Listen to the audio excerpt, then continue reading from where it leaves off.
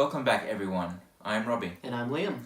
And we're continuing our look through the Jaws franchise as we lead up to The Meg. And we are up to the sequel. Just when we thought it was safe to go back in the water, Jaws 2 was released.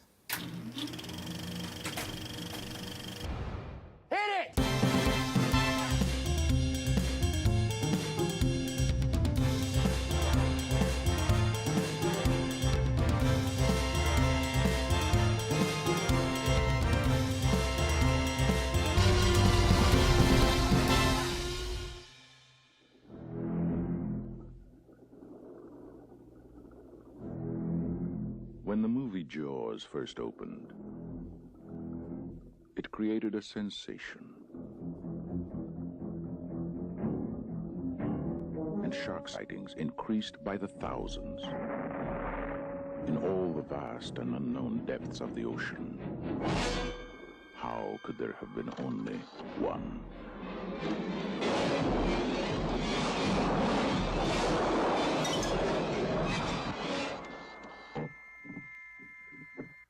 Jaws 2 was directed by Gina Schwartz, not Steven Spielberg, and it stars Roy Scheider. The great Roy Scheider comes back.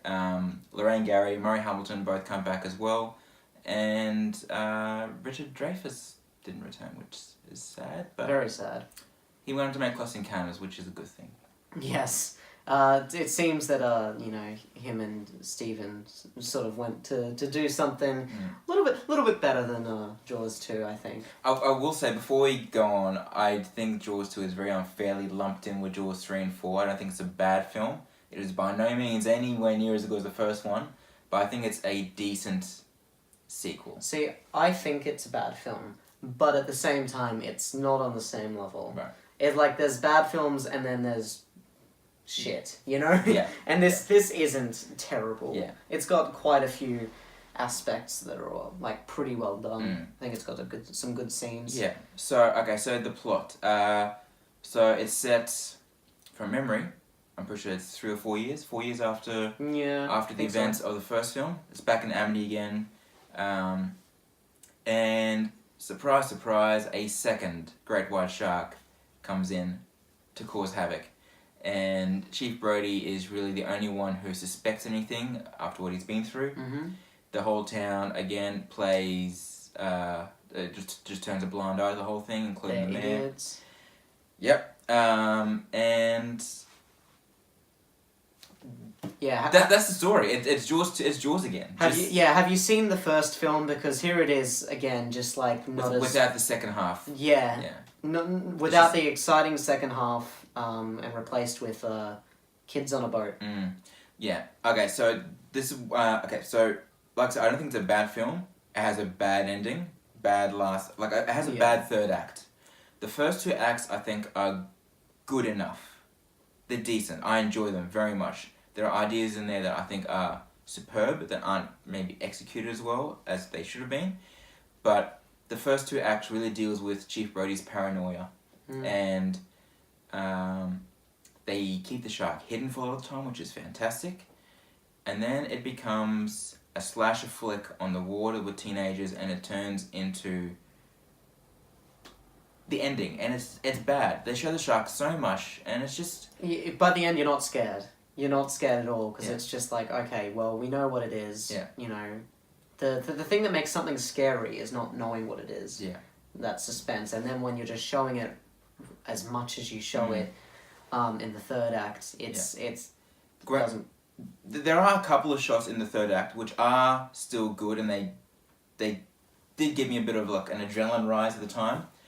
But as a whole, that third act is really, really, really drags down the film, which sucks, because I would have given this a much more generous star rating if it wasn't for that ending. Yeah. The director, because I've watched the makings of all these, the director of this clearly didn't know what made that first film so good, because he says in the making, we've seen the shark in the first one, we know what sharks look like, so why hide it?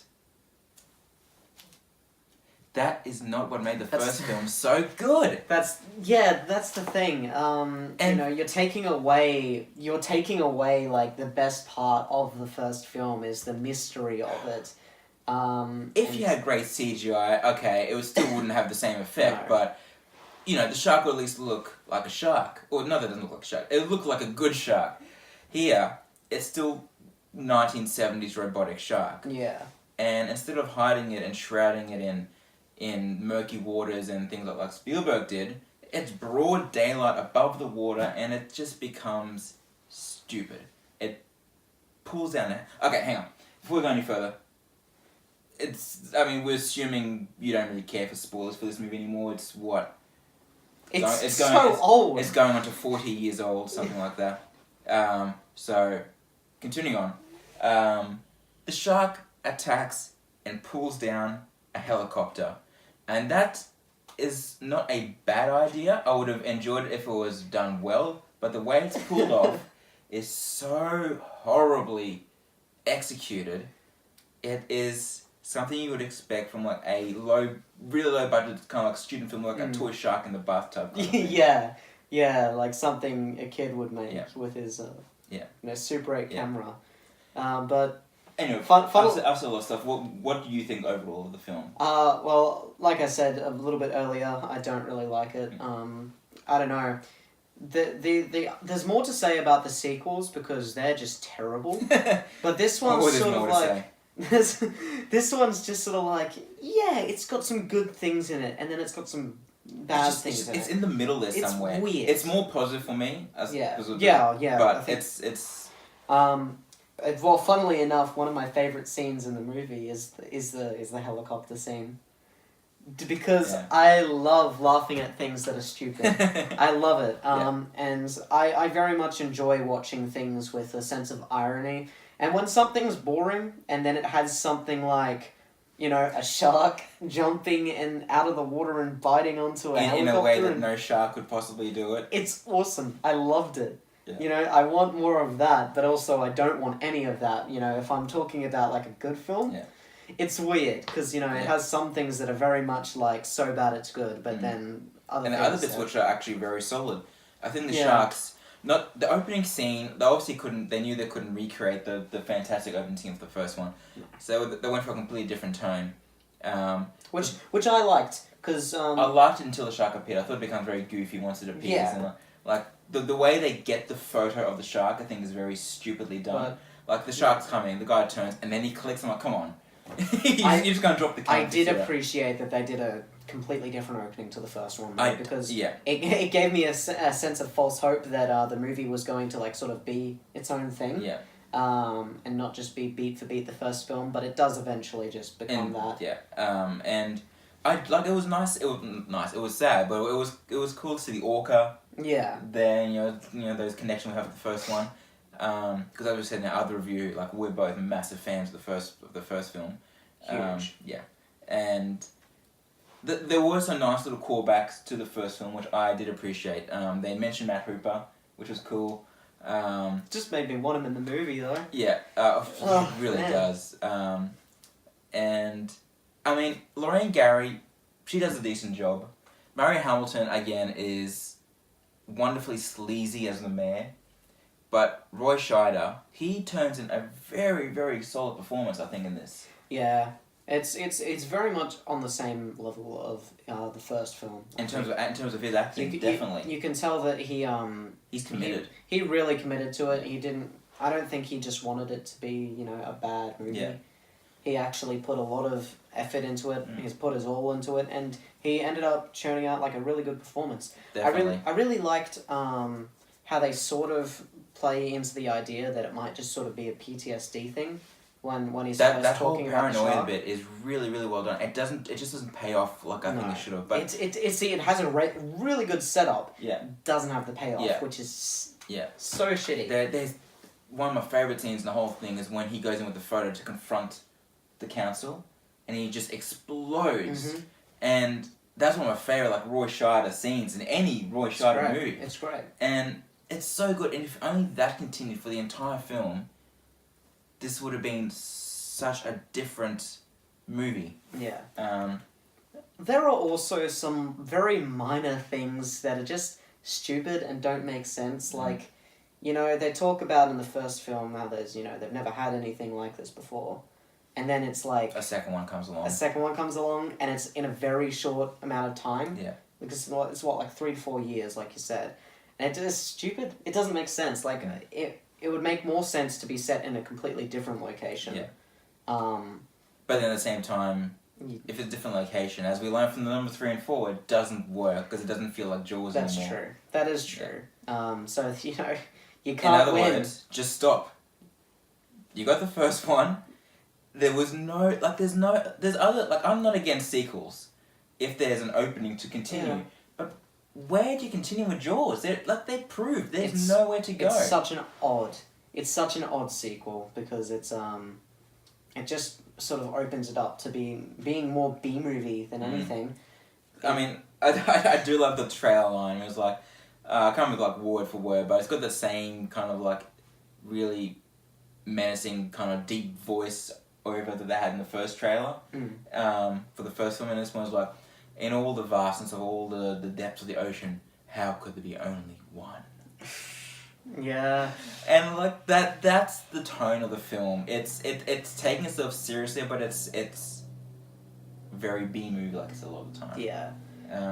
Which is Yeah. it's unfortunate. You know? Yeah. I wish it was one end or the other. I wish it was so bad it was good for the whole thing, or I wish it was just good. Yeah. You know? Yeah. But it's sort of just not. Before we wrap up, just a few positives I want to say about the film that I think are really good.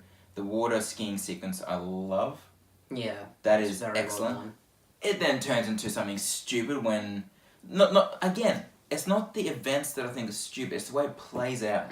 The woman trying to douse the shark with... No, I don't know what she's doing. She lifts up a fuel tank, and she slips, and she's like shaking all over, and all the fuel's fall, and of course the whole thing goes up in flames. That was dumb. But the actual chase in the water skier was excellent. I thought really, really cool. The first appearance of the shark after the opening, when it's like they're all at that party or the grand opening of the hotel, whatever it is, and it cuts to the harbour, and it's at night time, and you just see like all the yachts, and then always like the music very steadily creeps in. And all you see is just the outline moving underneath the water, and then you see the fin breaking the surface and go back down. That was awesome. It's got a lot of those sort of Spielberg-esque moments. Yeah. Which is both a compliment and a bad thing because on one hand you've got a director that's trying their best in certain parts to sort of be like Spielberg, and then other parts not. And that's what confuses me. Sometimes, like you said, I feel like he's really trying to channel Spielberg, which is great. Because that's what made the first one so good, is Spielberg's directing. But then the next thing, he seems to have completely forgotten that, and he's just doing whatever he wants. Showing the shark. The shark. Here's the shark. Yeah. And it's very strange, because when it does feel like Spielberg, it's good. But at the same time, it sort of takes away from the film having any character or style, because it's just sort of, copying someone else. Yeah, exactly. It's a strange payoff, Yeah. We have John Williams coming back, which is great. Yes, I mean, you can never go wrong with John Williams. The score is not as strong as the first one, but it's still very, very strong. It's John Williams. You can't not get a bad score from John Williams. But, yeah, I like it. I like it. It's... I have a strong attachment to the whole series. As bad as the sequels get, I still have fondness for the series just because the first one has such a huge impact on me, and I love it so much. It's one of the first franchises that I really kind of like sat down and watched 1, 2, 3, 4 in a row. It just got worse and Oh worse. god. I mean, you got, get my two favourite films, Jurassic Park and Jaws. One franchise just gets consistently strong. It's got its little ups and downs, but it's consistently strong for me. Yeah. Jaws 2, it starts off amazingly, takes a dip, and then just plummets. Yep. Wow. Anyway, star rating. Yeah, my star rating will be 2 stars. It's just sort of not good, in my opinion. Like, it's got some good ideas and some good moments, but it's just nothing's executed well. And it's just such a shame that you've lost some of the things that made the first movie so good, which just kind of makes this very forgettable, in my opinion. Yeah. It is forgettable, a lot of it, I'll give you that. But I still very much enjoy it. I would have given, if that first 2 acts carried on for the entire film, this would have been a solid 4-star film for me. But that last act brings down half a star, and I'm going to give it 3.5. I very much enjoy it still. I think it's a good sequel. It's just not great. Now, just when you thought it was safe to go back in the water, the legend continues. I think we may have another shark problem. Are you serious? That's a shark. And I know what a shark looks like because I've seen one up close. You better do something about this one because I don't intend to go through that hell again. None of man's fantasies of evil can compare with the reality of Jaws.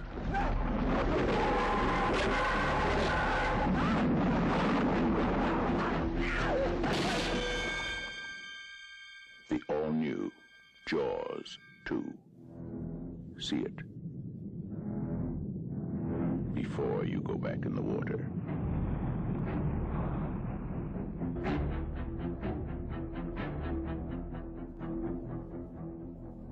Anyway, guys, those are our thoughts on Jaws 2. Let us know what you think of the film. Do you like it as much as Rob? Or do you sort of, dislike it like me?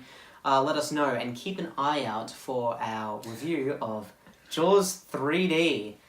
You have to get your glasses ready for that one. The old blue and all green and red glasses. Yeah. But until then, we'll see you at the movies.